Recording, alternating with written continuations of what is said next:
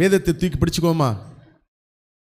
உம்முடைய வசனம் என் கால்களுக்கு தீபமும் என் பாதைக்கெல்லாம் வெளிச்சமா இருக்கிறது. இன்று பேசப்படும் ஒவ்வொரு வார்த்தைகளையும் நீர் வருமட்டும் என்னுடைய வாழ்க்கையில அப்பியாசப்படுத்துவேன் என்று உம்முடைய வல்லமையுள்ள நாமத்தினாலும் எனக்குள் இருக்கிற பரிசுத்த ஆவியானவருடைய மகத்துவத்தினாலும் நான் அறிக்கை இடுகிறேன். ஆமென்.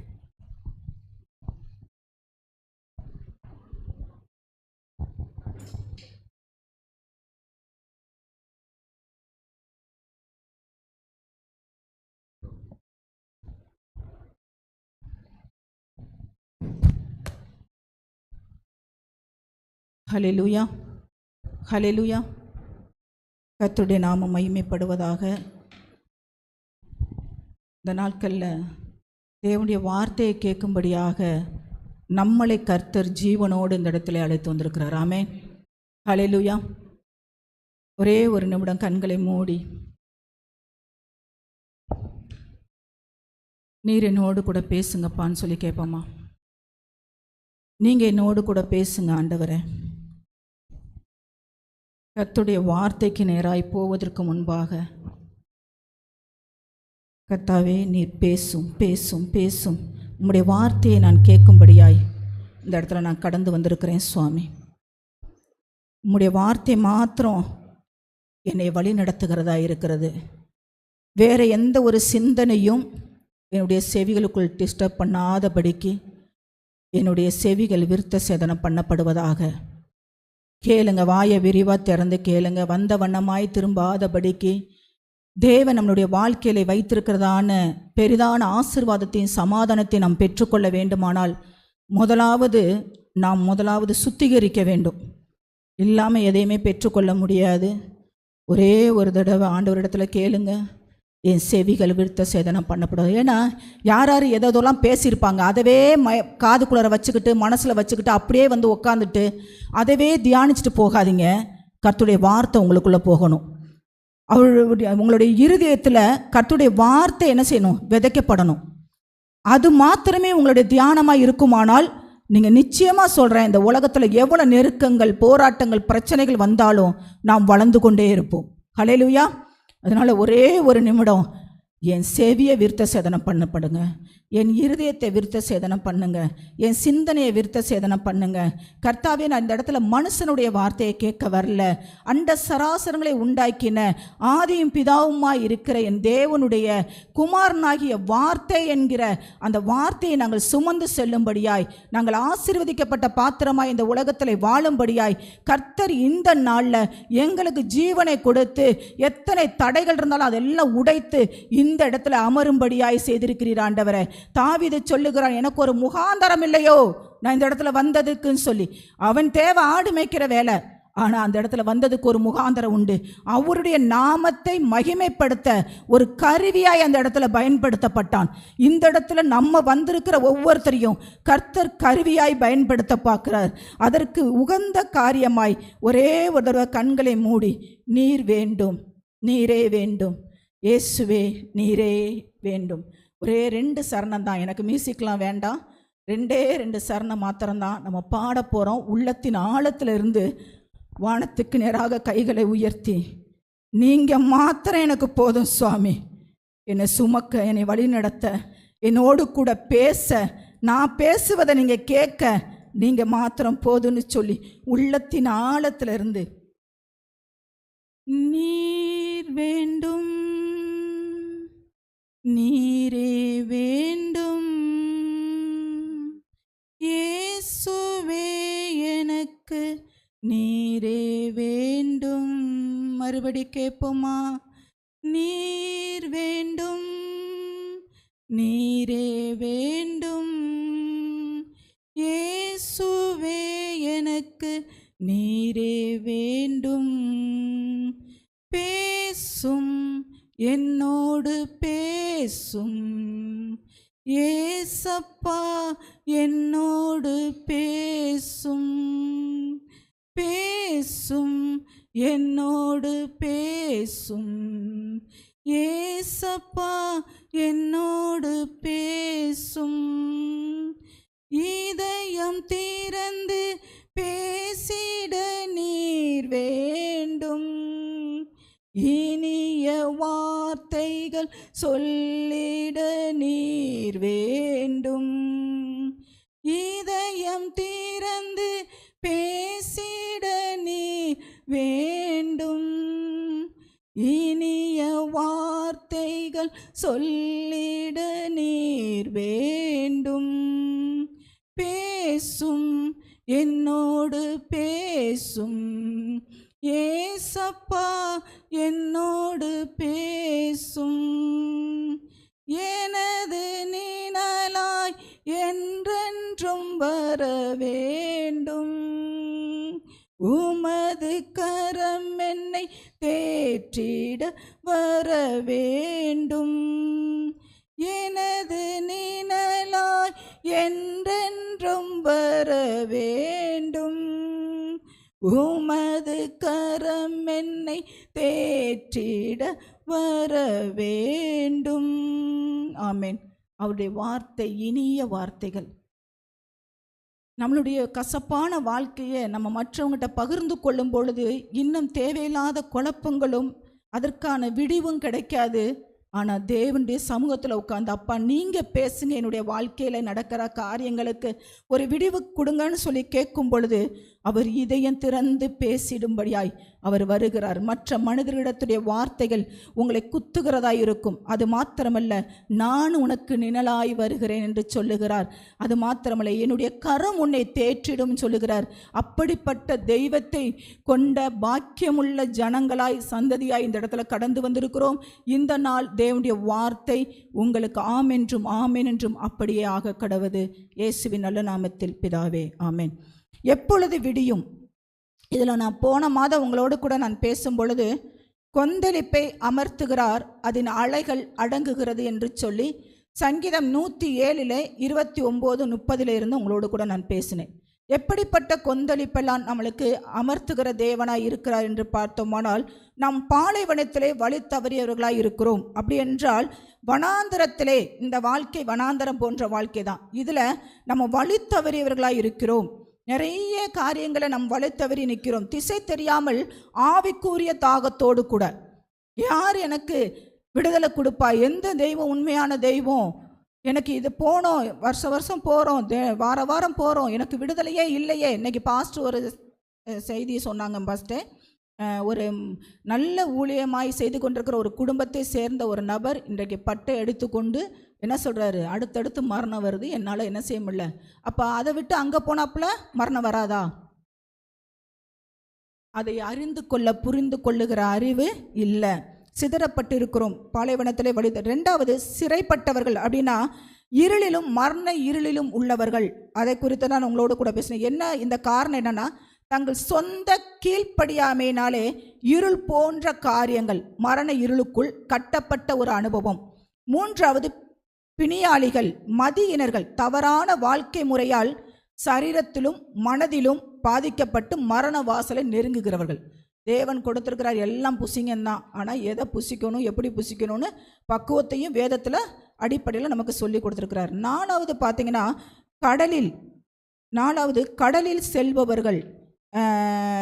புயலில் ஒரு நம்மளுடைய வாழ்க்கை எப்படின்னா, ஒரு படகு போல் ஒரு கப்பலில் நம்ம பிரயாணம் பண்ணி கொண்டு இருக்கிறோம்.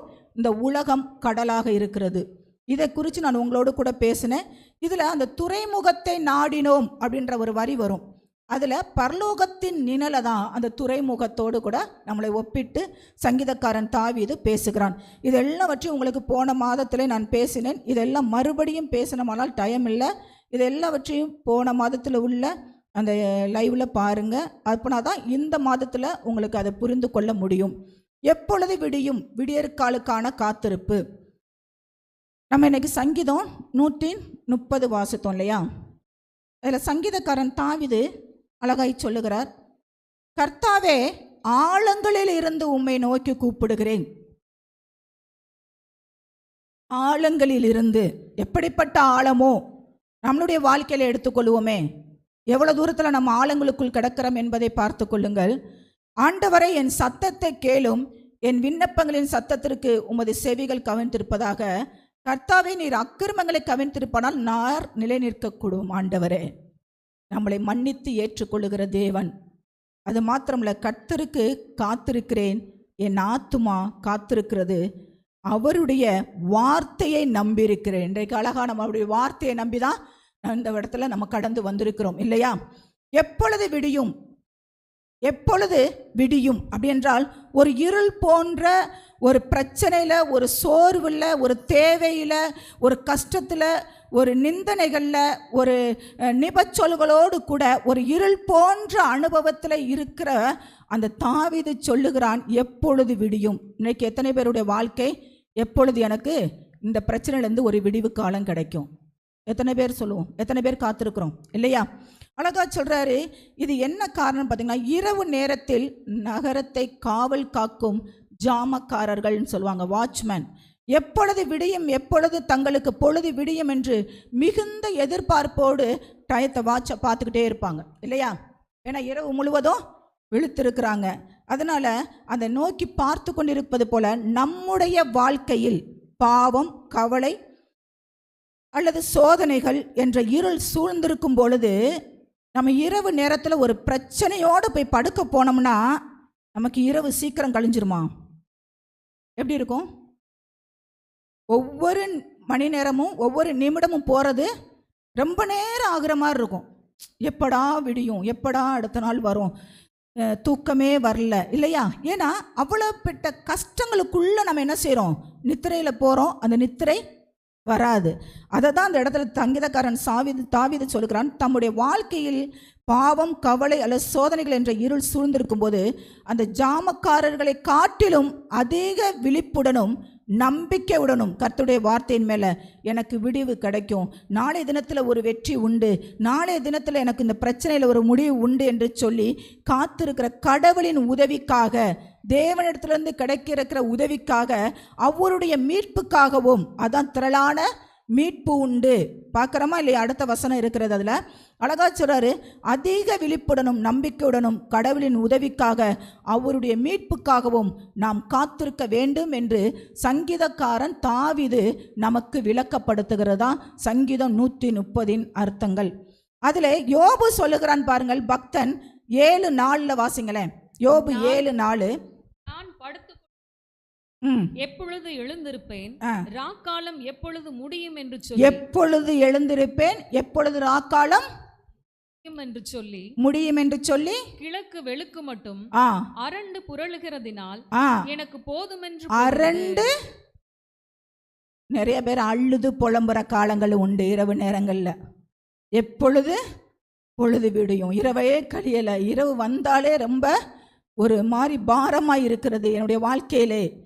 இன்னைக்கு தேவன் எத்தனையோ பேரோடு கூட தனிப்பட்ட முறையில் பேசி கொண்டிருக்கிற காரியங்கள், இதை தன்னுடைய வாழ்க்கையிலே ஏற்றுக்கொள்ளுகிறது மாத்திரமல்ல, எப்படி இதிலேருந்து நம்ம மீள போகிறோம், எப்படி நம் அடுத்த ஸ்டெப் எடுக்க போகிறோம்னு ஆண்டவருடைய வார்த்தையையும் நாம் கேட்டுக்கொள்வோம். அழகா சொல்கிறாரு, அவதிப்படுகிற ஒரு மனுஷன் தன்னுடைய சரீரத்திலையும் சரி, அவனுக்கு வந்த பிரச்சனையை இன்னைக்கு யாருக்குமே வந்தால் நம்மளால் என்ன செய்ய முடியாது, தாங்கிக் கொள்ள முடியாது இல்லை?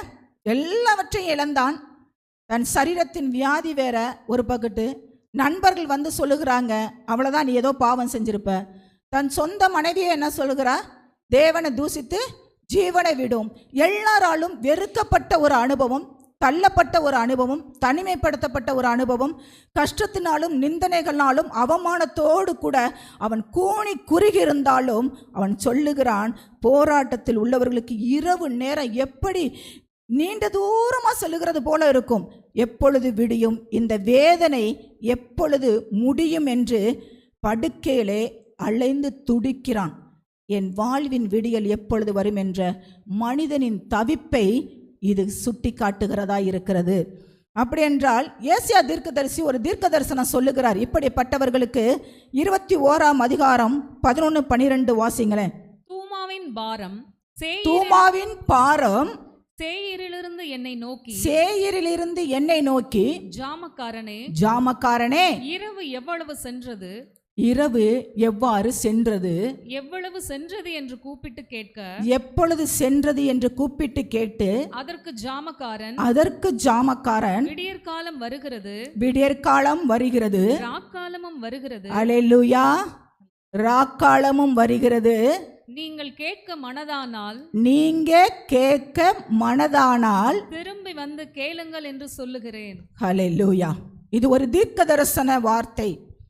இது ஏசியா தீர்க்கதரிசி ஜாமக்காரனை போல இரவும் பகலும் தேவனுடைய பாதத்திலே அமர்ந்து தேவனோடு கூட இருந்து ஜனங்களுக்கு எச்சரிப்பை கொடுக்கிறதான ஒரு தீர்க்க தரிசன வார்த்தை.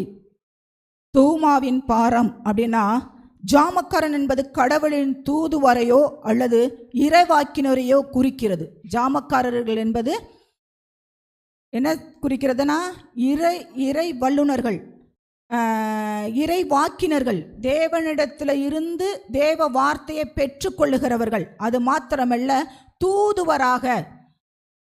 தூதுவர்களாக இந்த ஜாமக்காரர்கள் குறிக்கப்படுகிறார்கள். இந்த தூமா அப்படின்னா ஏதோம் அந்த பாரத்தை தீர்க்கதரிசி இந்த இடத்துல சொல்லுகிறார். இந்த ஏதோம் என்றால் யாரு? ஏதோம் என்பது இரவை குறிக்கிறது. இந்த ஏதோம் மக்கள் எதிர்கொள்ளும் போர்க்கால அந்த பேரரசுகள் ஒழுங்குமுறையையும் துன்பத்தையும் குறிக்கிறது. இந்த ஏதோம் என்றால் ஆபிரகாமின் பேரன், ஏசாவின் சந்ததியார். இந்த ஏசா வாழ்ந்த பகுதி தான் சேயீர் மலைப்பகுதி. இந்த ஏசாவை பற்றி உங்களுக்கு நல்லாவே தெரியும். அவன் போனான், பொண்ணு இடத்தெல்லாம் கட்டுனான், பொண்ணை இல்லை.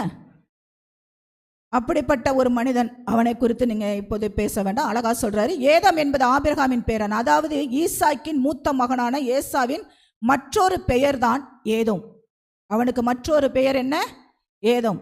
சேயீர் மலைநாடுகள் அப்பொழுது அசரிய பேரரசின் கொடூரமான அடிமைத்தனத்தினாலும் ஒடுக்கப்படுதலின் கீழும் இருந்து அவர்கள் அவதிப்பட்ட நேரத்தில் இந்த தீர்க்கதரிசியாகிய ஏசாவின் மூலம் அந்த ஒரு பாரமான காரியம் கிடைக்கிறது. ஒரு எச்சரிப்பை கொடுக்கிறார் ஏசாயா. விடியற்காலமும் வரப்போகிறது, ராக்காலமும் வருகிறது. உனக்கு இப்பொழுது இந்த உலகத்தில் எனக்கு பிரச்சனை தீர்ந்தா போதும்னு நினைக்கிறீங்க. சில நாட்களில், சில பிரச்சனைகளில், சில கட்டுகளில் நான் இருக்கிற நாள் வரைக்கும் நல்லா சந்தோஷமாக இருந்துட்டு போகணும்னு நினைக்கிறீங்க. ஆனால் இந்த உலக சந்தோஷத்தை விட ஆண்டவர் கொடுக்குற சந்தோஷம், நித்திய வாழ்க்கைக்கு உங்களையும் என்னையும் கர்த்தர் தயார்படுத்த ஆயத்தப்படுத்தும்படியாகவும் இந்த இடத்துல எச்சரிப்பின் வார்த்தை வருகிறது. அவர் சொல்கிறாரு, வேதனையின் இருள் எப்பொழுது முடியும், எப்பொழுது விடிய காலம் வரும் என்று ஏதோ மக்கள் தீர்க்கதரிசியாகிய சாமக்காரரிடம் இந்த ஏக்கத்துடன் இந்த கேள்வியை கேட்கிறார்கள்.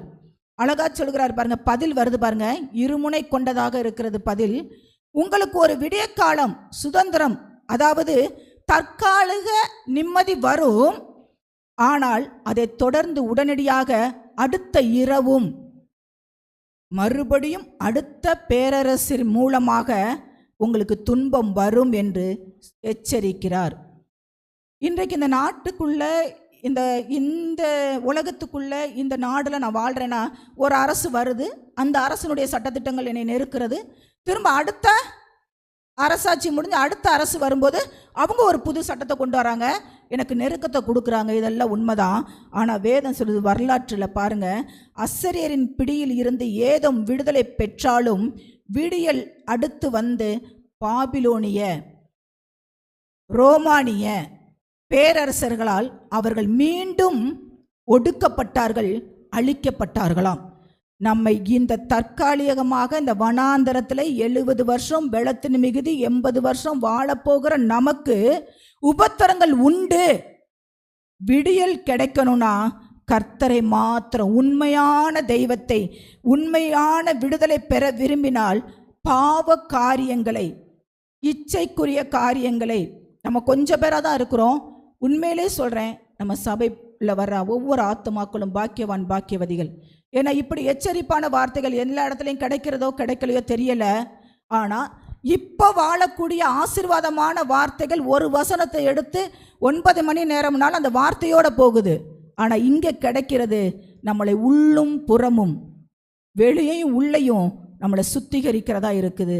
அதனால் இந்த இடத்துல சொல்கிறாரு, பாவ காரியங்களை விட்டு, விக்கிர வழிபாடுகளை விட்டு, இச்சைகளை விட்டு, உண்மையான தேவனிடத்திலே, பேசுகிற கடவுளிடத்திலே, கல்லோ மரமோ அல்ல, இல்லை, உண்மையான கடவுளிலே மனம் திரும்பி வாருங்கள், அப்போதுதான் நிரந்தரமான விடியல் கிடைக்கும் என்று தீர்க்கதரிசியாகிய ஏசாயா இந்த வசனத்தை நமக்கு உறுதிப்படுத்துகிறார். அடுத்ததாக சொல்லுவோமா, உலகத்தின் பாவ இருளும் தேவனுடைய நியாய தீர்ப்பின் காலமும் தொடர்ந்து நீடிக்காது. கடவுள் குறித்த நேரத்தில், ஆபகுக்கு 2 சொல்றாரு, குறித்த நேரத்திலே குறித்த காலத்திலே தீர்க்க தரிசனம் நிறைவேறும். அல்லேலூயா. அழகா சொல்றாரு, நேரத்திலே விடியேறுங்களாகிய ரட்சிப்பும் மீட்பும் தேடி வரும் என்பதை மறந்து விடாதீர்கள். அதற்காக மாத்திரம் அந்த உலகத்துல காத்திருங்க. மற்ற எதை குறிச்சும் காத்திருக்க வேண்டாம். முதலாவது தேவனுடைய ராஜ்யத்தையும் அவருடைய நீதியும் தேடுங்கள், பின்பு இவைகள் எல்லாம் உங்களுக்கு என்ன தேவை, எப்போ தேவை, எப்படி சந்திக்கும்ன்றத ஆண்டவர் கொடுக்க வல்லவராக இருக்கிறார். அதனால் தேவன் இப்படிப்பட்ட ஜனங்கள் ஒடுக்கப்பட்டு நிந்தைக்குள்ளையும் அடிமைத்தனத்திலும் கிடந்தும் போது லூக்கா 1:78-79 ஒரு விடியல் உதயமாகிறது. அதுதான் பழைய ஏற்பாட்டிலே எப்பொழுது விடியும் என்று காத்திருந்த விடியல் இயேசு கிறிஸ்துவின் பிறப்பின் மூலமாக நிறைவேறுகிறது. அந்தகாரத்திலும் மரண இருளிலும் உட்கார்ந்திருக்கிறவர்களுக்கு வெளிச்சம் தரவும், தம்முடைய கால்களை சமாதானத்தின் வழியிலே நடத்தவும், அவ்விரக்கத்தினாலே உன்னதத்திலிருந்து தோன்றிய அருணோதயம் சந்தித்திருக்கிறது என்றான். சூரியனும் பிரகாசிக்கத்தக்க உன்னதத்திலிருந்து நமக்கு என்ன வருகிறதா? அருணோதயம். ஹல்லேலூயா, ஹல்லேலூயா. கரண்ட் இருக்கிற லைட் போடுறோம், கரண்ட் இருக்கிற வரைக்கும். கரண்ட் போயிடுச்சுன்னா இல்லை. அதே மாதிரி சூரியன் இருக்கிற வரைக்கும். சூரியன் அந்தகாரப்பட்டுருச்சுன்னா இல்லை. ஆனால் தேவன் நமக்கு அருணோதயமாய் அழகா சொல்கிறாரு, இயேசுவே உலகிற்கு உண்மையான விடியற்காலத்து சூரியன். பாவ இருளிலும் மரண பயத்திலும் தவிக்கும் மனித குலத்திற்கு அவரே நித்திய விடியலாக வந்து உதித்தார். ஆமென்.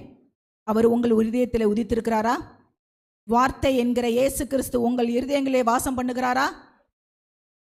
உங்களை நீங்களே கேட்டுக்கொள்ளுங்க, பக்கத்தில் இருக்கிறவங்களையும் கேளுங்க, தப்பே கிடையாது. ஏன்னா நிறைய இடத்துல இந்த நேரத்தில் வார்த்தைகள் கிரியை செய்வது அல்ல. எப்பொழுது விடியும் என்பது துன்பங்களின் முடிவு மாத்திரமல்ல, கடவுளின் வாக்குத்தத்தங்கள் நிறைவேறும் காலம். ஹல்லேலூயா.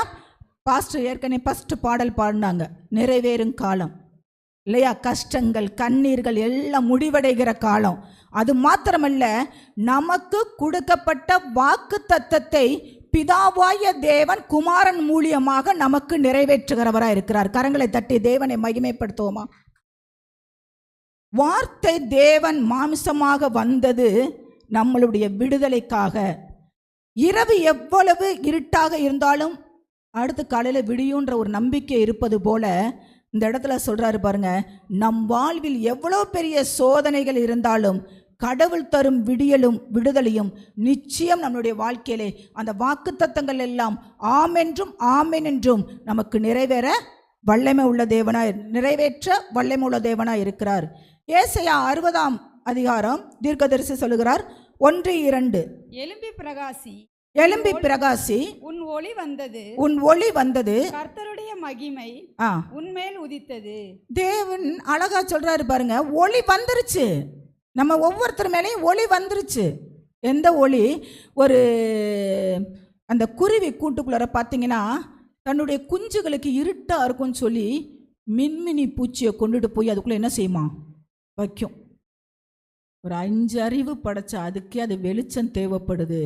தன்னுடைய குஞ்சுகளுக்கு பாதுகாப்புக்கு அந்த இடத்துல வெளிச்சம் கொடுக்குதுன்னா, ஆண்டவராகிய இயேசு கிறிஸ்து நமக்கு எவ்வளவு நல்லவராக இருக்கிறார், வெளிச்சம் கொடுக்கிறவராக இருக்கிறார். அந்த அறிவு நமக்குள் இருக்கிறதா? கிறிஸ்துவே அறிகிற அறிவு தான் நமக்குள் என்ன கொடுக்கிறது? வெளிச்சத்தை கொடுக்கிறது, விடியலை கொடுக்கிறது, விடுதலையை கொடுக்கிறது. அதை தான் அந்த இடத்துல சொல்றாரு, எழும்பி பிரகாசி, ஒளி வந்தது. வாசிங்க, கர்த்தருடைய மகிமை உண்மையில் உதித்தது. ஹல்லேலூயா. இந்த இடத்துல தான் வாக்குத்தத்தத்தை கர்த்தர் நிறைவேற்றுகிறார். உன்னிலே நான் மகிமைப்படுவேன் என்று சொல்லியிருக்கிறார் தெரியுமா? வாக்குத்தத்தம் கொடுத்திருக்கிறார். எத்தனை பேர் கொடுத்தாரோ எனக்கு தெரியாது, எனக்கு கொடுத்துருக்கிறாரு. உன்னிலே நான் மகிமைப்படுவேன். எப்படி மகிமைப்படுவார்? எப்படி மகிமைப்படுவார்? எனக்குள்ள இருக்கிற அந்த இருளை எடுத்து போடுகிற மெய்யான ஒளி எனக்குள் இருக்குமானால் அந்த ஒளியை நான் வழி நடத்துவதற்கு, நான் போன மாதம் எடுக்கும்போது எடுத்தேன், அந்த கப்பலில் அந்த படகுல கர்த்தர் எஜமானாக இருந்து அவர் வழி நடத்துவதற்கு நம்ம விட்டு கொடுக்கணும். அப்போ அந்த வெளிச்சம் நமக்குள் உதிக்குமானால் நம்ம எப்படி சொல்கிறாரு, அழகா அந்த இடத்துல சொல்கிறாரு பாருங்க, இருள் பூமியையும் காரிருள் ஜனங்களையும் மூடும், ஆனாலும் உண்மையில் கர்த்தர் உதிப்பார். ஹல்லேலூயா, ஹல்லேலூயா. இந்த சொன்னார் தெரியுமா, வெளிச்சமும் வரும், அடுத்து இருளும் வரும். அதை தான் சொல்றாரு, இருளும் ஜனங்களை மூடும், காரிருள் ஜனங்களை மூடும், ஆனாலும் உண்மையில் கர்த்தர் உதிப்பார். எப்படிப்பட்ட காரியங்கள் வந்தாலும் சரி, நான் சூரியனும் பிரகாசிக்கத்தக்க மெய்யான ஒளியை தெய்வமாய் கொண்டிருக்கிறபடினாலே நான் வெளிச்சம் கொடுக்கிறவளா தான் இருப்பேன். எல்லளவும் இருள் என்கிட்ட வராது. வாசிங்க. அவருடைய மகிமை உண்மையில் காணப்படும். உன் வெளிச்சத்தினிடத்துக்கு ஜாதிகளும் ஹல்லேலூயா உதிக்கிற உன் ஒளியினிடத்திற்கு ஹல்லேலூயா. இன்னைக்கு இந்த ரேமா வார்த்தை யாருக்கோ வருகிறது. முடங்கி இருக்கிற வாழ்க்கை அல்ல, இருட்டில் உட்கார்ந்திருக்கிற வாழ்க்கை அல்ல, கஷ்டத்தை நிந்தனையும் சொல்லிக்கொண்டே இருக்கிற வாழ்க்கை அல்ல, அல்ல மனுஷர்கள் பேசிவிட்டு சென்ற அந்த வார்த்தையை தியானிச்சு கொண்டே உட்கார்ந்திருக்கிற நேரம் அல்ல. எழும்பி பிரகாசி, உன்மேல் கர்த்தர் வந்தார், உன்னிலே கர்த்தர் உதித்திருக்கிறார். அதனால சொல்றாரு, ஓ இடத்துல அந்த இருள்பட்ட ஜனங்கள் எல்லாம் உங்ககிட்ட வருவாங்க வெளிச்சத்தை பார்க்கும்படியாய். ஹல்லேலூயா, ஹல்லேலூயா. கர்த்தர் சொல்ற, உன்னை நட்சத்திரங்களை போல பிரகாசிக்க பண்ணுவேன். எங்கள் போதகர் ஐயாவுக்கு கிடைச்ச 2002 இந்த வாசனம் கிடைச்சது. அப்பொழுது நான் இந்த இடத்துல கர்த்தருடைய மகிமைக்காக சொல்லுகிறேன். என் ஃப்ரெண்டு கொடுத்த ஒரு பட்டு சேலையை வாங்கி கட்டி கருப்பு கலர் ப்ளவுஸ் போட்டு நான் கிறிஸ்மஸ் ஆராதனைக்கு போயிருக்கிறேன். என்னடா இவ்வளோ இதாக சொல்கிறாங்களே நினைக்காங்க. அப்போதைக்கு சேலை எடுக்கக்கூட முடியாது. 2002 கிமுக்கு முன்னாடி சொல்லலை, கிபிக்கு பின்னாடியும் சொல்லலை. இப்போ நடந்தது தான் 2002. ஆனால் கர்த்தர் அவர் சொன்ன வாக்கு தத்தத்தை நிறைவேற்ற வல்லவராக இருக்கிறார். உங்களை நட்சத்திரத்தை போல பிரகாசிக்க பண்ணுவேன்னு கீழே இறங்கி எங்கள் பிள்ளைகளை கூட்டிகிட்டு பாஸ்டர் நானும் சர்வீஸ் முடித்து வரும் பொழுது டான்சிங் டேனியல் அண்ணன் கூப்பிட்டு சொன்னார், உன்னை நான் நட்சத்திரங்களை போல பிரகாசிக்க பண்ணுவேன் என்று சொல்லி கர்த்தர் உனக்கு சொல்லுகிறார். அவர் சொன்னவர் மனிதனாக இருக்கலாம், ஆனால் வார்த்தை தேவனுடைய வார்த்தை. அந்த வார்த்தையை நான் பிடித்து கொண்டு அந்த வாக்குத்தத்தத்தை நான் சுதந்திரிக்க வேண்டுமே என்று சொல்லி நான் ஒவ்வொரு நாளும் ஜெபிக்கிறது உண்டு. இன்னைக்கு கிடைத்த ரேமா வார்த்தையை நீங்கள் பிடிச்சு கொள்ளுங்க. கர்த்தர் உங்களை எழும்பி பிரகாசிக்க சொல்லுகிறார். இருளுக்குள்ள உட்கார்ந்திருக்க சொல்ல, முக்காடிட்டு இருக்க சொல்லல, அழுது கொண்டு புலம்பிக் கொண்டிருக்க சொல்லல. நான் உனக்கு விடியலை கொடுத்திருக்கிறேன், உன்னிலே நான் மகிமைப்படுவேன். ஹல்லேலூயா. உன்னை கொண்டு செய்யும் காரியம் பயங்கரமா இருக்கும்னு சொல்லியிருக்கிறாரு கர்த்தர். அழகா சொல்றாரு பாருங்க, இருள் மற்றும் துன்பத்தின் மக்களுக்கு அவருடைய பிரசன்னம் அதுதான் வெளிச்சம். ஒரு சூரியனை போல உதித்து வழிகாட்டும் ஒளியாக மாறியிருக்கிறதாம். அவருடைய பிரசன்னம் எனக்குள்ளே இருக்குமானால் எனக்கு முன்பாக இருக்கிற எப்படிப்பட்ட காரியங்களாக இருந்தாலும் தேவ பிரசன்னம் எனக்கு வெளிச்சத்தை கொடுக்கிறதா இருக்கிறது. கர்த்தருடைய வேதம் அழகா சொல்கிறது, வேதத்தை நாம் பற்றிக்கொள்வோம். உலக ஆட்சி, போராட்டம், பிரச்சனை எல்லாம் முடிந்து தேவனின் நித்திய ஆளுகையை அந்த ஏசாயா 60:1-2 நமக்கு வழி நடத்துகிறதா இருக்கிறது. இந்த எடுத்துக்கொள்வோமா, நான் உங்களோடு கூட அப்போஸ்தலர் எழுதின 27ஆம் அதிகாரத்திலிருந்து பவுல் சிறை கைதியாக ரோம் நாட்டிற்கு கப்பலிலே கொண்டு செல்லப்படும் போது பயங்கரமான புயலினாலே கப்பல் சிதலம் அடைகிறது, சூழல் ஏற்படும் போது அப்பொழுது மாலுமிகள் மட்டும் தப்பிக்க முயற்சித்தார்கள் என்று சொல்லி போன மாதத்தில் எடுக்கும் பொழுது நான் உங்களோடு கூட எடுத்தேன். அதில் 4 விதமான நங்குரங்களை பயன்படுத்துங்கன்னு சொல்லியிருந்தேன். அவங்க நங்குரங்களை பயன்படுத்தினார்கள் என்று ஒரு வசனம் இருக்கிறது. எடுத்துக்கொள்வோமா? 27-29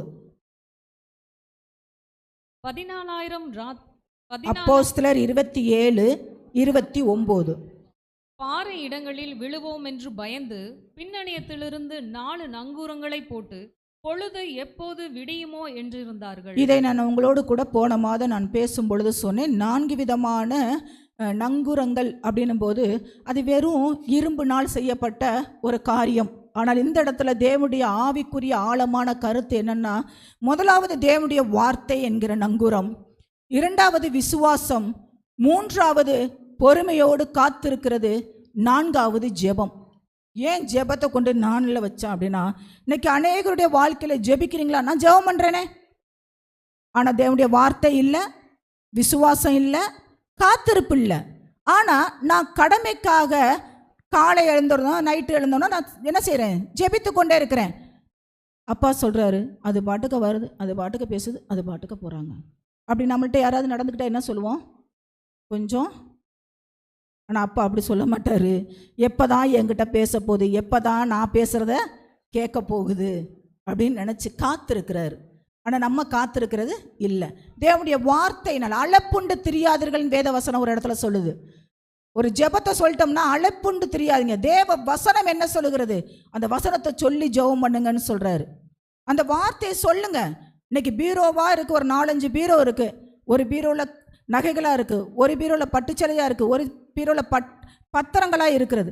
உங்களுக்கு என்ன தேவையோ அதுக்கேற்ற சாவியை கொண்டு போய் திறந்தாதான் அந்த பீரோ என்ன செய்யும்? திறக்கும். உங்களுக்கு வேண்டியதை நீங்கள் எடுக்க முடியும். அதே போல் தேவனுடைய வார்த்தை மிகவும் முக்கியம். விசுவாசம், பொறுமை, ஜெபம் என்று எடுத்தேன். அதே நேரத்தில் எனக்கு ஆண்டவர் சொன்ன காரியம் 4 விதமான நங்குரங்களை அறுத்து எறிய வேண்டும் என்று சொல்லி அதே வேதத்திலையும் இருக்கிறது.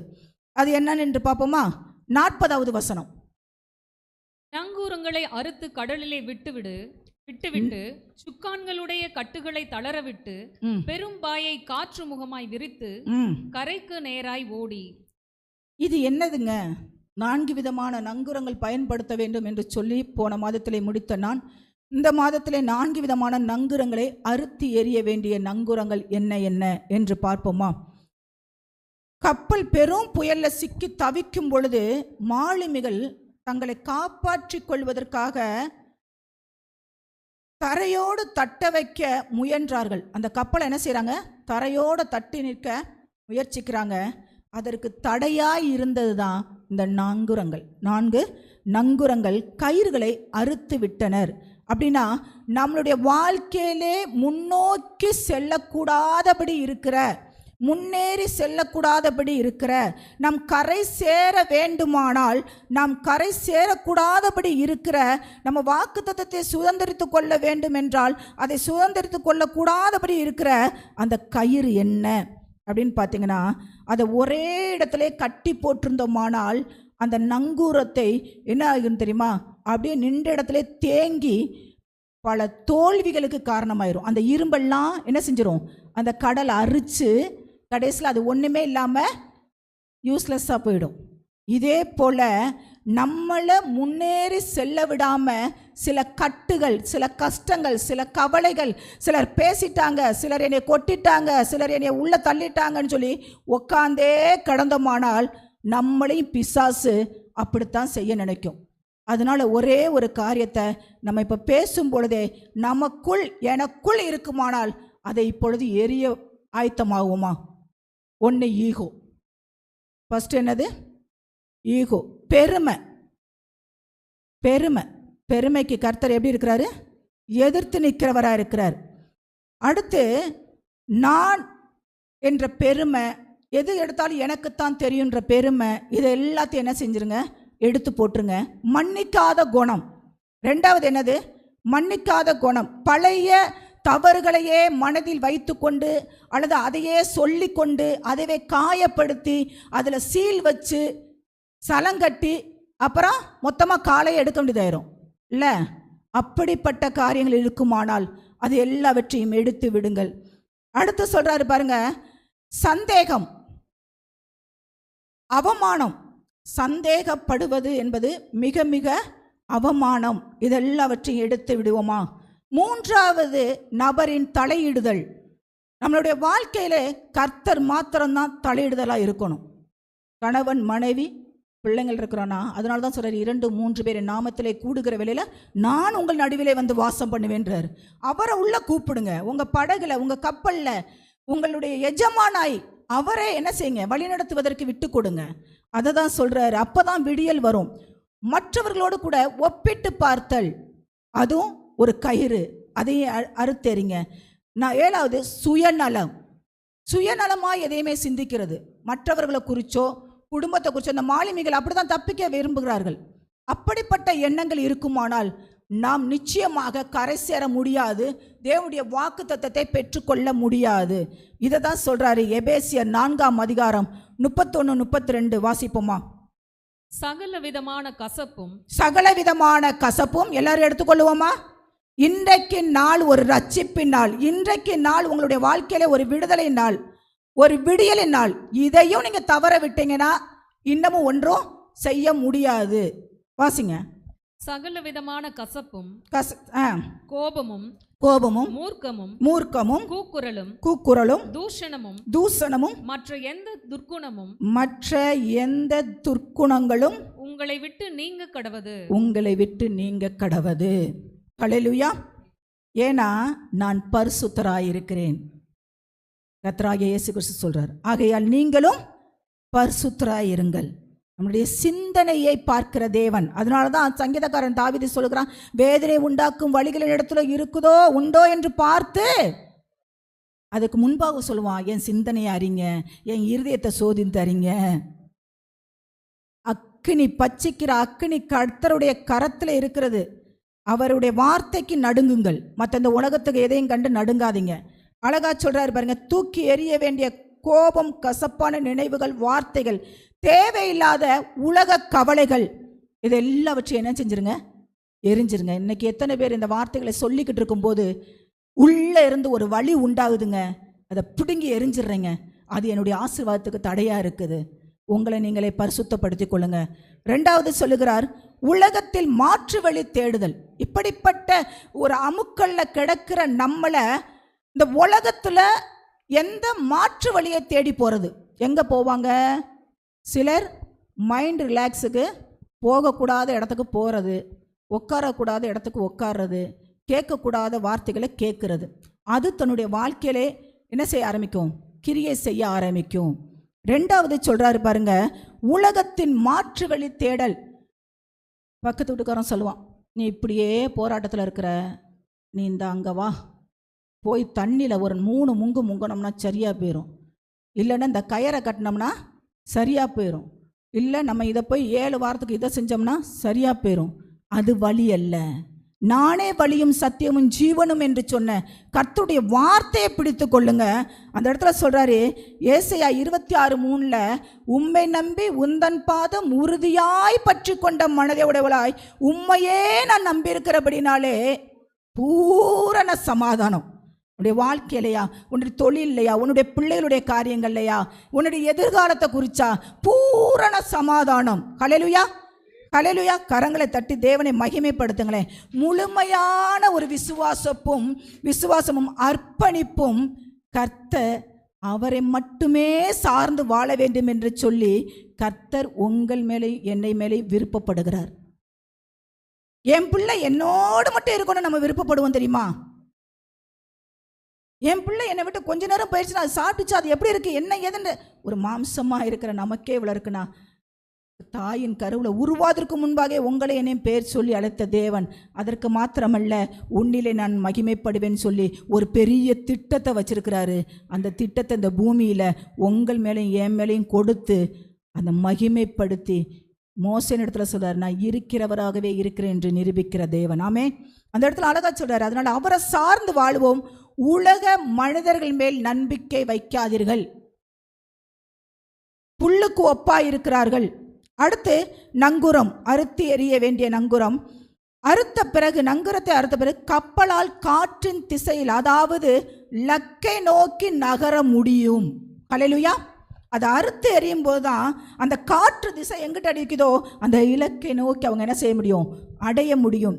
சுய முயற்சியை விட்டுருங்க, கர்த்தருடைய சமூகத்திலே உங்களை அர்ப்பணிங்க.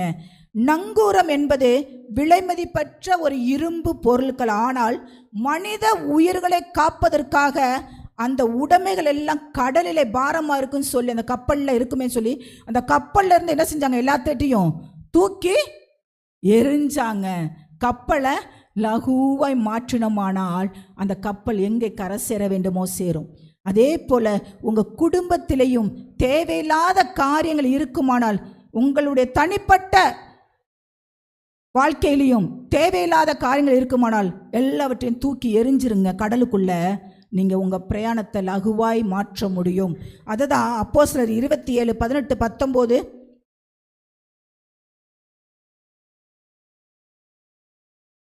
மேலும் பெருங்காற்று மழையில் நாங்கள் மிகவும் அடிபட்டபடியினால் மறுநாளிலே சில சரக்குகளை கடலில் எறிந்தார்கள். போதும் சிஸ்டர். சில கடல் அந்த தேவையான பொருட்கள் வச்சிருந்து எல்லாத்தையும் என்ன செஞ்சாங்க? கடலில் எரிஞ்சோன்னு கடல் லேசாக இருந்துச்சு.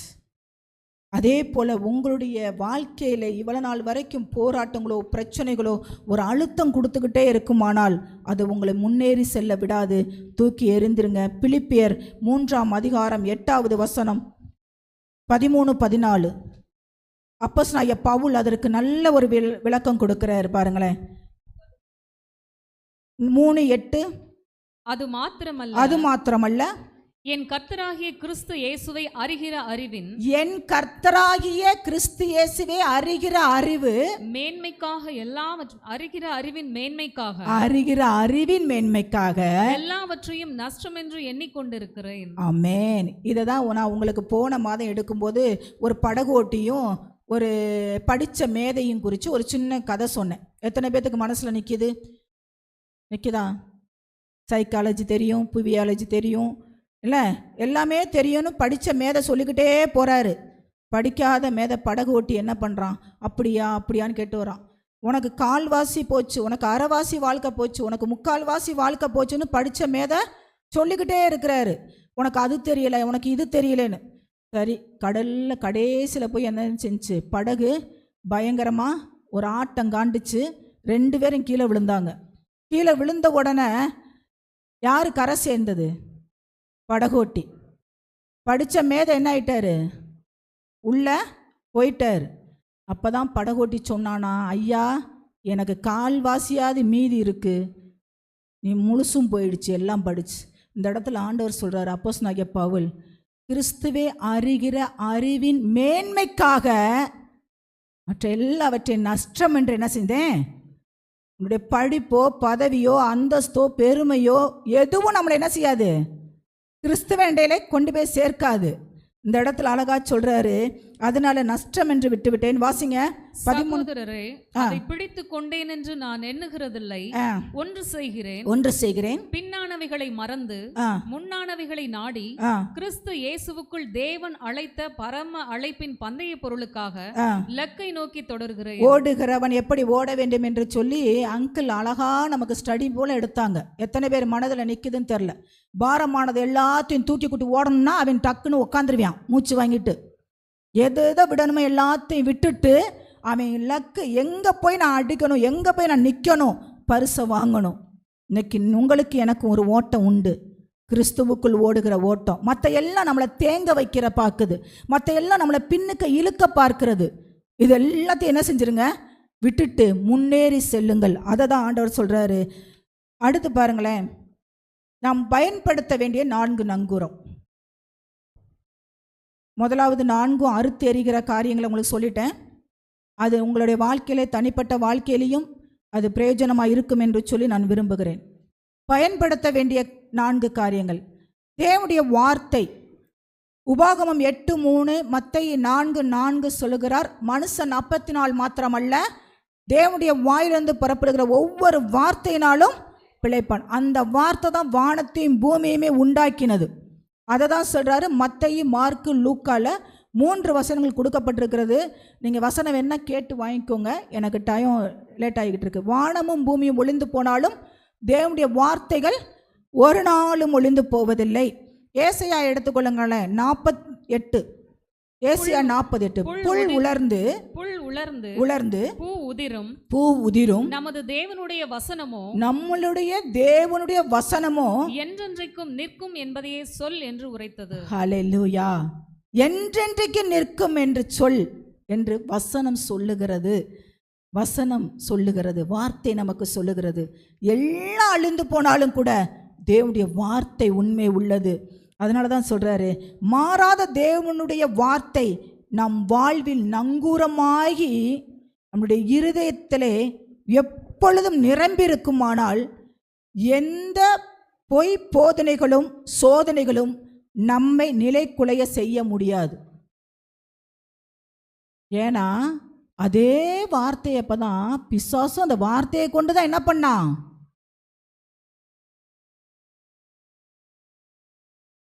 ஆண்டவரை சோதிச்சான். முதலாவது ஆதாம் ஏவாளவே அப்படித்தான் வார்த்தையை கொண்டு தான் சோதிக்கிறான். சொன்னது உண்டோ? அவர் இப்படி சொல்லியிருக்கிறாரா? நீ சாப்பிடு, உனக்கு ஒன்றும் செய்யாது. பொய் பொய் போதனைகளையும் சோதனைகளையும் நீங்கள் என்ன செய்ய முடியும்? வெல்ல முடியும் என்றால் தேவனுடைய வார்த்தைக்கு முக்கியத்துவம் கொடுங்க. அந்த வார்த்தையை உங்களுடைய இருதயத்தில் என்ன செய்யுங்க? பச்சை மரத்தை ஆணியை போல் அழிச்சு வைங்க. மற்றவங்க பேசின வார்த்தைகளை என்ன செய்யாதீங்க? ஸ்டோரேஜ் பண்ணவே பண்ணாதீங்க. சரிங்களா? ரெண்டாவது விசுவாசம். அப்போஸ்தலர் 27-25 என்ன சொல்லுதுன்னு பாருங்களேன். அவர் பவுல் ஒரு வார்த்தையை சொல்றாரு பாருங்க அந்த இடத்துல. அப்போஸ்தலர் 27-25 அதனால நான் வார்த்தையை பிடிச்சிருக்கிறேன்னு சொல்றாரு பாருங்க. ஆனபடியினால் மனுஷரே திடமனதா இருங்க. எனக்கு சொல்லப்பட்ட பிரகாரமாக அல்லேலூயா, உங்களுக்கும் எனக்கும் சொல்லப்பட்ட பிரகாரமாகவே நடக்கும் என்று தேவனிடத்தில் நம்பிக்கையாய் இருக்கிறேன். அந்த பவுல் தான் சொல்றான், நான் கிறிஸ்துவை பின்பற்றது போல நீங்க என்னை பின்பற்றி வந்தா போதுன்றான். ஏன் தெரியுமா? அவனுடைய முழு நிச்சயமும் முழு நம்பிக்கையும் கர்த்தருடைய வார்த்தையின் மேல இருந்தது. சொல்றான், எனக்கு சொன்ன பிரகாரம். ஏன்னா ஒரு தேவதூதர் வந்தாரு, எனக்கு சொல்லி இருக்கிறாரு, உன் தலை மயிறு கூட ஒன்றும் செய்ய முடியாது, எல்லாம் என்ன பட்டிருக்கு, உனக்கு ஒன்றும் சேதமும் வராது. இன்னைக்கு எத்தனை வாக்குத்தத்தங்களை நம்ம பிடிச்சிருக்கிறோம். அந்த வாக்குத்தத்தத்தில் நம்மளுடைய பிரச்சனைகள் அப்போ என்ன செஞ்சிடறோம் தெரியுமா? அது எல்லாத்தையும் ஒரு மூட்டைக்குள்ளே வச்சு பைபிளோட வச்சிடறோம் வாக்குத்தத்தத்தை எல்லாம். மனுஷன் என்ன சொல்கிறாங்க, வழி எங்கிட்டு இருக்கு, இப்படி தான் உலகத்தில் தேடிக்கிட்டு இருக்கிறோம். ஆனால் இந்த இடத்துல சொல்கிறாரு பாருங்க அப்போஸ்தலனாகிய பவுல், எனக்கு சொன்ன பிரகாரமாகவே நடக்கும் என்று நான் கர்த்தருடைய வார்த்தையின் மேலே நம்பிக்கையாக இருக்கிறேன். ஹல்லேலூயா, ஹல்லேலூயா. என்னுடைய வாழ்க்கையிலும் அதே நிச்சயம்தான். நான் ஒவ்வொரு நாளும் கடக்கிறதும் முட்கள் மேலே இருந்தாலும் கர்த்தர் நம்மளை சுமக்கிறவராக இருக்கிறார். ரெண்டாவது சொல்றாரு பாருங்க, வார்த்தையை நம்பிருங்க. வெறுமன திரும்பாதுன்ற வார்த்தை இருக்கிறது. சொன்னதை செய்யும் மூலம் நான் உன்னை கைவிடுவதில்லைன்னு சொல்லியிருக்கிறாரு. என் வாயினால் சொன்ன வாக்கு தத்தத்தினால் என் கரத்தினால் நான் உனக்கு செய்வேன்னு சொல்லியிருக்கிறாரு. அதனால தேவனுடைய வார்த்தையை மாத்திரம் அசட்டை பண்ணிடாதீங்க, பிடிச்சு கொள்ளுங்க.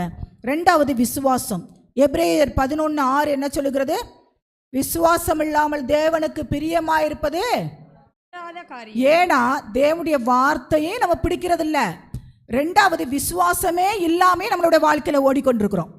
விசுவாசம் என்பது தேவனிடத்துல என்ன இருக்குதுமா? செய்வார், எனக்கு நிச்சயம் செய்து முடிப்பார் என்ற அந்த நிச்சயத்தோடு இருக்கணுமா. வாசிங்க 11:6. ஏனென்றால் அவர் உண்டென்றும் தேவனிடத்தில் சேருகிறவன் அவர் உண்டென்றும் அவர் தம்மை தேடுகிறவர்களுக்கு பலன் அளிக்கிறவர் என்றும் விசுவாசிக்க வேண்டும்.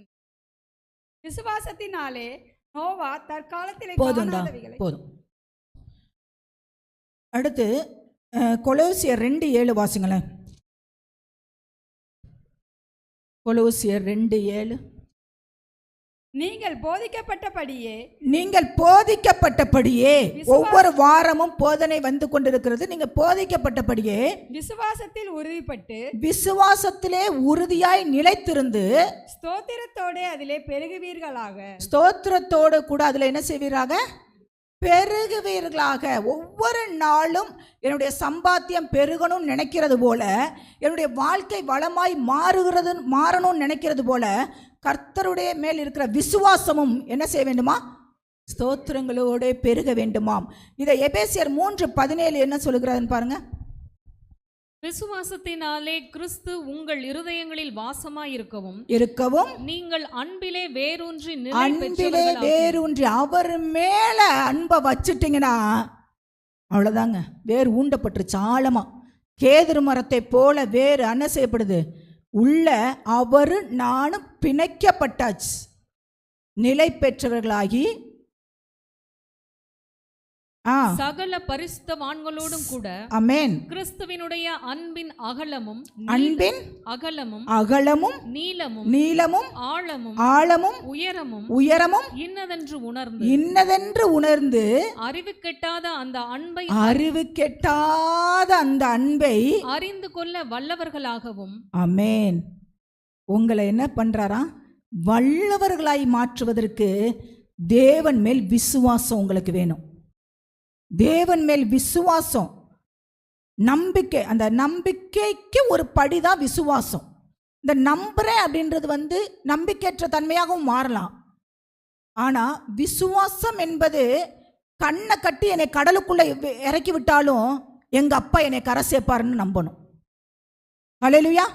கண்ணை கட்டிட்டு கடலுக்குள்ளே இறக்கி விட்டாலும் என் ஆண்டவர் என்னை கரை சேர்ப்பார். ஏன்னா கண்ணு இருந்தால் தானே எங்கிட்ட பார்ப்போம்னு தெரியும்.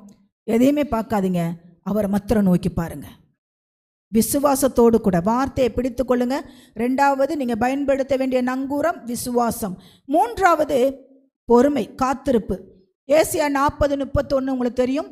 கழுகு கர்த்தருக்கு காத்திருக்கிறவர்களோ புது பலனடைந்து கழுகுகளை போல செட்டைகளை அடைத்து உயர எழும்புவார்கள்.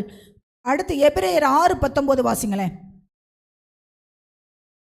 அந்த நம்பிக்கை நமக்கு நிலையும் உறுதியும் திரைக்குள்ளாக போறதுமான ஆத்தும நங்கூரமாயிருக்கிறது. 6:19 தானே சிஸ்டர்? இந்த உலக வாழ்க்கை தற்காலிகமானது, நமக்கு ஒரு நித்தியமான முடிவு உண்டு, அதான் பரலோகத்தில் சேர்வது. அதற்காக பொறுமையோடு காத்துருங்க. பொறுமை இல்லாம பிசாசானவன் உங்களை வாய்களை சிக்குண்டு இழுப்பான். நம்ம ஒரு காமெடி பார்ப்போம் தெரியுமா? டீ கடையில் நின்று உட்காந்துருந்தவனை வலுக்கட்டாயமாக எழுதிட்டு போய் கிட்னி எடுத்துருவான்.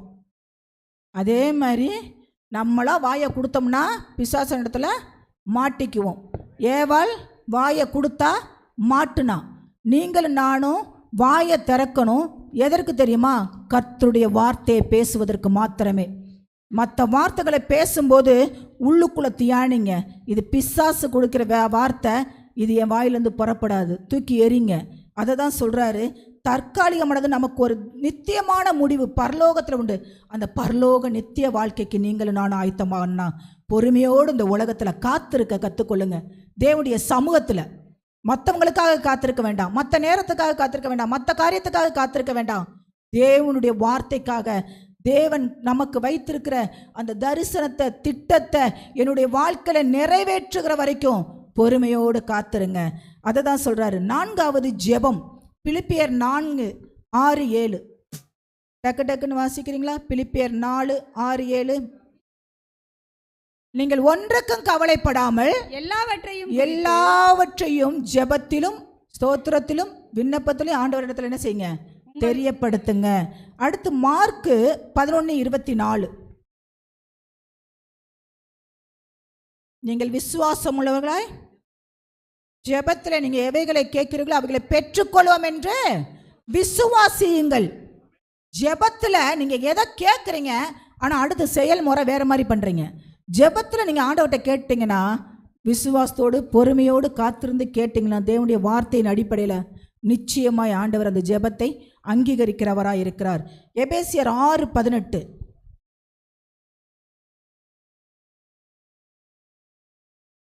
எபேசியர் 6:18. எந்த சமயத்திலும் சகலவிதமான வேண்டுதலோடும் விண்ணப்பத்தோடும் ஆவியினாலே, இதுதான் ஜெபத்துல உட்காரும் போது மிக மிக முக்கியமானது. ஜெபத்துல உட்காருவோம், ஆனா ஆவி எங்கேயோ இருக்கும். ஏன்னா யோவான் 4 சொல்றார் ஆண்டவர், நீங்கள் தொழுது கொள்ளுகிறவர் ஆவியாய் இருக்கிறபடினால் அவரை ஆவியோடும் உண்மையோடும் தொழுது கொள்ளுங்கள் என்று வேதம் சொல்லுகிறது. நான் ஜெபத்தில் உட்காந்துருப்பேன், ஆனால் என் மாம்சத்தின் பிராணிமே உட்காந்துருந்தீங்கன்னா நீங்கள் மறுரூபமாக்கப்பட முடியாது. தேவ பிரசன்னத்தை உங்களால் உணர முடியாது. தேவன் கொடுக்கிற அந்த தரிசனத்தை உங்களால் பார்க்க முடியாது. தேவன் கொடுக்கிற வார்த்தையை உங்களுடைய இருதயத்திலே ஸ்டோர் பண்ண முடியாது. தேவன் உங்களோடு மெல்லிய வார்த்தையோடு கூட பேசுகிற நேரம் தான் அந்த ஜெபம். தேவனுடைய சத்தத்தை நீங்கள் கேட்க முடியாது. ஆவியோடு தேவ சமூகத்தில் உட்காருங்க. ஒரு 10 நிமிஷம் உட்கார்ந்தீங்கனாலும் ஆண்டவர் அனல் மூட்டி விடுகிறவராக இருக்கிறார். அப்படிப்பட்ட ஜெபம் இல்லை என்றால் நிச்சயமாக நான் எதையும் மேற்கொள்ள முடியாது. அதை தான் சொல்றாரு. ரோமர் 12:12 வாசிங்களேன். நம்பிக்கையிலே சந்தோஷமாயிருங்கள். நம்பிக்கையிலே, இப்படிப்பட்ட இந்த வனாந்தரத்திலே இந்த கப்பல் பிரயாணத்திலே போய் கொண்டிருக்கிற நம்பிக்கையிலே, கர்த்தர் மேல் வைத்திருக்கிற நம்பிக்கையிலே சந்தோஷமாயிருங்க. உபத்திரத்திலே பொறுமையாயிருங்க. ஜெபத்திலே உறுதியாய் தரித்திருங்கள. கரங்களை தட்டி தேவனை மகிமைப்படுத்துவோமா? கப்பலின் புயலிலே சிக்கும் போது மாலுமிகள் நங்கூரத்தை கீழே இறக்கினது போல நம் வாழ்க்கையிலே வரும் ஆபத்துக்களுக்கும் மனபாரங்களுக்கும் சோர்வுகளுக்கும் வியாதியின் கஷ்டங்களுக்கும் நிந்தைகளுக்கும் நிபச்சொல்லுக்கும் விரல் நீட்டுதலும் வரும் பொழுது நம் வாழ்க்கை நங்கூரமாக ஜெபத்தின் மூலமாக அந்த பாரங்களை எல்லாம் என்ன செஞ்சிருங்க, தேவ சமூகத்தில் இறக்கி வச்சிடுங்க. அதுதான் அந்த விண்ணப்பத்தோடு ஸ்தோத்திரத்தோடு உங்கள் ஜெபத்தை தேவனிடத்தில் தெரியப்படுத்துங்கன்னு சொல்கிறார். நீங்கள் சொல்லலைனாலும் அப்பாவுக்கு தெரியும். ஆனால் என் பிள்ளை என்கிட்ட கேட்கணும்னு விரும்புகிற ஒரு தாய் தகப்பனுடைய அன்பை காட்டிலும் பெரிதான அன்பு உடையவர். அதனால தான் சொல்கிறாரு 1 பேதுரு 5:7 அவர் உங்களை விசாரிக்கிறபடினாலே உங்கள் கவலைகளை எல்லாம் அவர் மேல் வைத்து விடுங்க. அவர் மேலே வைத்திருங்க. இளைப்பாறுதல் கொடுக்கிற தேவன். அதனால தான் முடிவு ஜெபமா மத்தேயு 6:9-13 எல்லாரும் சேர்ந்து அதில் போடுங்க. எல்லாரும் சேர்ந்து வாசிப்போமா? ஒவ்வொரு நாளும் நம்ம ஜெபத்தின் முடிவில் இதை வாசிக்க வேண்டியது மிக மிக முக்கியம். பரமண்டலத்தில் இருக்கிற எங்கள் பிதாவே, உம்முடைய நாமம் பரிசுத்தப்படுவதாக. என்னுடைய வாழ்க்கையிலே, என்னுடைய சூழல்லே உங்க நாமம் மகிமைப்படணும் ஆண்டவரே. உங்க நாமம் பரிசுத்தப்படுவதாக. உம்முடைய ராஜ்யம், அந்த தேவ திட்டம், தேவ சித்தம் என்ன வச்சிருக்கிறீங்களோ அது இந்த பூமியிலே இந்த செகண்ட் எல்ஐசி காலேஜ் செகண்டில் எனக்கு மேலே வச்சிருக்கிறீங்க ஏதோ ஒரு திட்டத்தோட. அதனால தான் பவுல் சொல்லுவான், என்னுடைய குடியிருப்பின் எல்லையை கூட ஆண்டவர் என்ன செஞ்சிருக்கிறாரு, அறிந்திருக்கிற தேவன். நம்மளை வைத்திருக்கிறதுக்கு ஒரு நோக்கம் உண்டு, திட்டம் உண்டு. அவருடைய ராஜ்யம் வருவதாக, அவருடைய சித்தம் பரமண்டலத்திலே செய்யப்படுகிறது போல இந்த பூமியிலே என் மூலியமாய் செய்யப்படணும். அதற்கு தான் அவரிடத்துல ஜெபம் பண்ணுங்க. அடுத்து போடுங்க. எங்களுக்கு வேண்டிய ஆகாரத்தை இன்று எங்களுக்கு தாரும். எங்கள் கடனாளிகளுக்கு நாங்கள் மன்னிக்கிறது போல எங்கள் கடன்களை எங்களுக்கு மன்னியும். எங்களை சோதனைக்கு உட்பட பண்ணாமல் தீமையில் இன்று எங்களை ரட்சித்து கொள்ளும். ராஜ்யமும் வல்லமையும் என்றென்று மகிமையும் என்றென்றைக்கும் உம்முடையவைகளே. ஆமேன். அதற்காகவே நாம் அழைக்கப்பட்டிருக்கிறோம். இதை பேஜையும் நீங்கள் யூடியூப்பில் பார்த்தீங்கன்னா இன்னும் கொஞ்சம் ஆழமாக கற்றுக்கொள்ள முடியும். தேவையில்லாத காரியங்கள் இருக்குமானால் எரிந்து விடுங்கள். தேவை உள்ளதை பிடித்து கொள்ளுங்கள். முன்னானவைகளை மறந்து அழகாக சொல்கிறாரு, பின்னானவைகள் எல்லாம் விட்டுட்டு ஓடுறவராக இருக்கிறாரு. அந்த லக்கை பிடித்து கொள்ளுவோம். ஒரே ஒரு நிமிடம் கண்களை மூடி, பரிசுத்தமுள்ள நல்ல தகப்பனே, இந்த நாளுக்காக நாங்கள் கொடான கொடி நன்றி செலுத்துகிறேன் சுவாமி. இந்த வார்த்தைகள் எல்லாவற்றையும் உம்முடைய பிள்ளைகளுக்கு நீர் கொடுத்திருக்கிறீர். இது ஒவ்வொருத்தருடைய வாழ்க்கையிலையும் ஒரு மறுரூபமாக்கப்பட்ட ஆவி ஆத்தும சரீரத்தில், சிந்தனையில், செயல்பாடுகளில், வார்த்தைகளில், கிரியைகளில், எண்ணங்களில், நடக்கைகளில் அப்படியே பேசுகிறோம் ஆண்டவரை. அதை எங்களுடைய வாழ்க்கையில் நாங்கள் அபியாசப்படுத்தி கர்த்தருடைய நாமம் மகிமைக்கென்று நாங்கள் வாழ்வதற்கு எங்களை வழி நடத்துவீராக. இயேசு கிறிஸ்துவின் நல்ல நாமத்தில் ஜெபிக்கிறோம். ஜெபம் கேளும் ஜீவனும் நல்ல பிதாவே. ஆமென்.